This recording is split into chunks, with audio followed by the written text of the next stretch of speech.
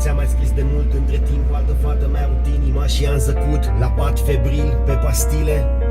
În total am slăbit vreo 12 kg, dar e bine că sunt viu și încă mai respir.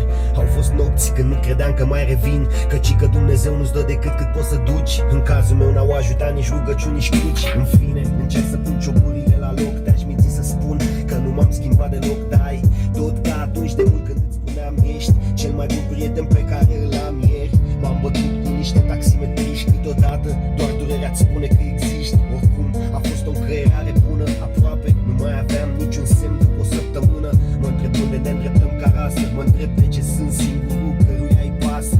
Mă întreb ce ne mai salvează, când legea banului nu a iubirii, e cea care guvernează.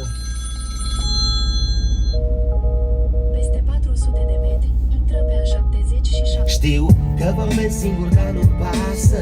Doar când scriu nu sunt singur în casă. Mă ascund ca în singura casă. Când mă pândește o doamnă cu o coasă, îmi pierd mințile cu atâta dramă.